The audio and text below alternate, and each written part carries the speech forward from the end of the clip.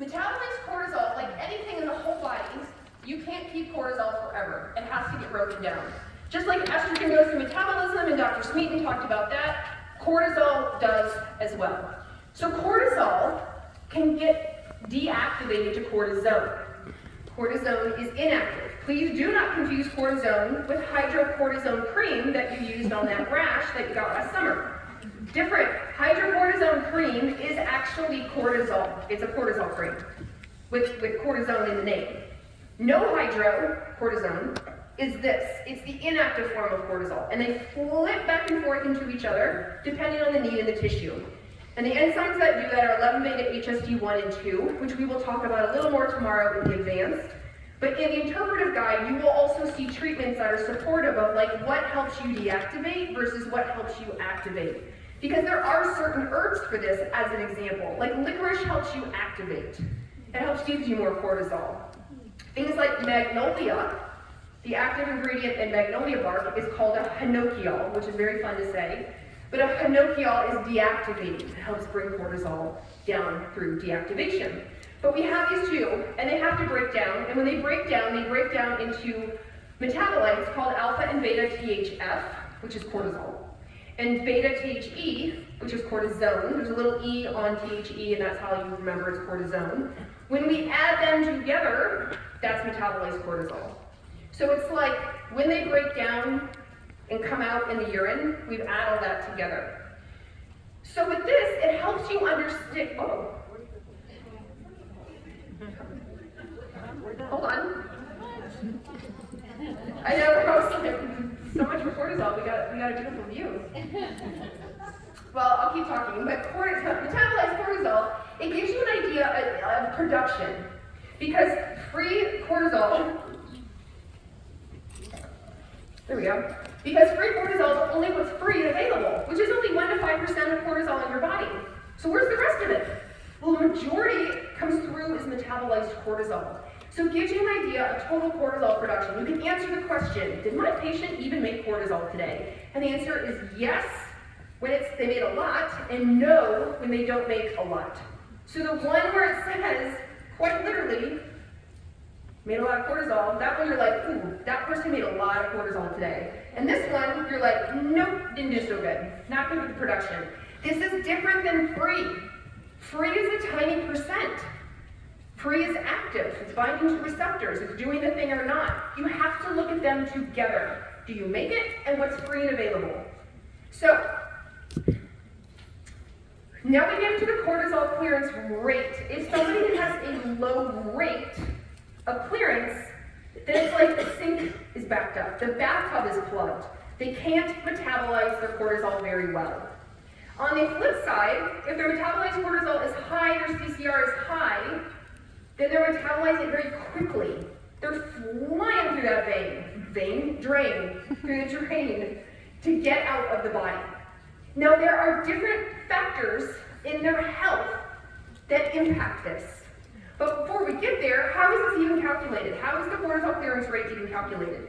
It's the metabolized cortisol divided by the free cortisol and free cortisone. That's how the math, so that it's a ratio of the free available and what's metabolized with each other.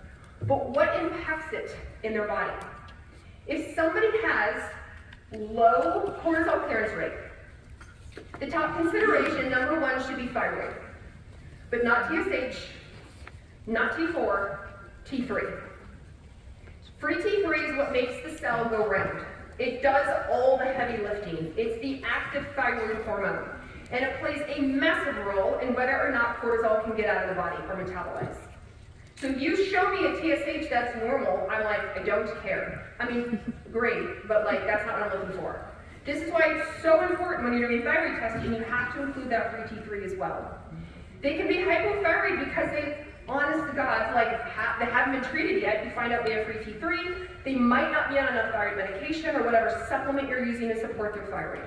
But it's around T3. If they have liver or gallbladder stasis, it's sluggish, it's sludgy. Cortisol comes through the liver, and that can cause a problem. It can slow it way down. If they have anorexia, and I actually added ortho seeing this more and more and more. Now, in the grand umbrella of disordered eating, there's also like bulimia, but specifically we mean anorexia. If she's not eating or he or they are not eating the calories, then the body is going to dial everything down, and that includes the metabolism of cortisol. We have to preserve and save. But what I'm seeing nowadays in the grand, social media of biohackerness, everyone's doing like OMAD, 1 meal a day. They're doing extreme fasting. They're doing intermittent fasting. So much so that it's starting to influence this, likely through their free T3, but it shows up in the adrenals as well. So, and the other day I was consulting on a case of a woman who was on a lot of GLP-1, shrunk herself all the way down and looked like this low metabolized cortisol. She just wasn't eating. She had no appetite. It wasn't so much anorexia, but GLP-1 induced orthorexia. On the high end, what causes fast clearance? Obesity, specifically that visceral central adiposity, that inflammatory.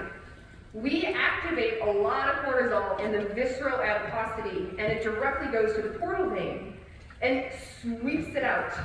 So if somebody has a lot of visceral adiposity in the center, they're shaped like an apple, that absolutely can speed this up. Insulin resistance can do it. Hyperthyroidism, so high free T3, or they're on too much T3 medication, or too much T3 supplementation.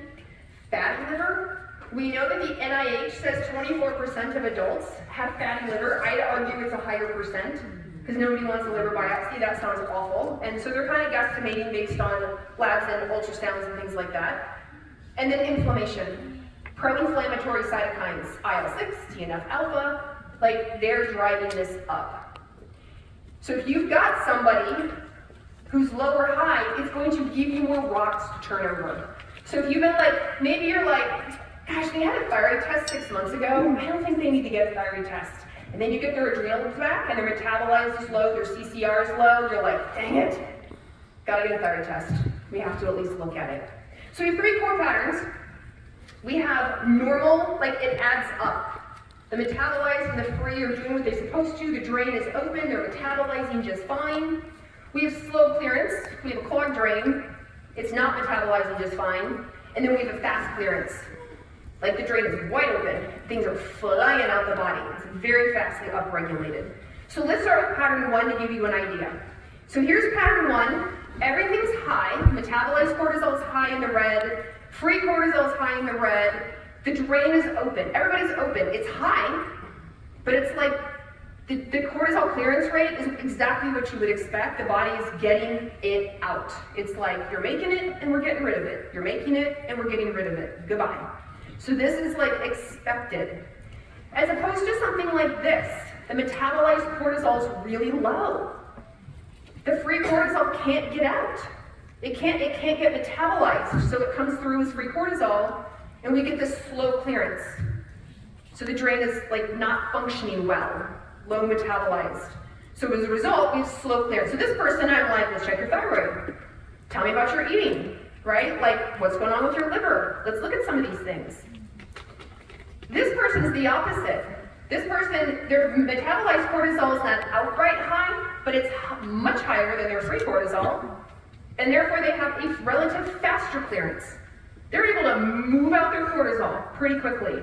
So I'm looking at them like, by chance do you have fatty liver? Are you on too much thyroid medication? Are you on a hefty dose of T3? Inflammation, visceral adiposity. Like, what could be causing this when I'm looking at this? Is it inherently an adrenal problem? Absolutely, they can have an adrenal issue underlying there. They can have stress, for sure. But it also points to other things that are contributing to this. So let's look at some examples, because you all have like, the great thing about being a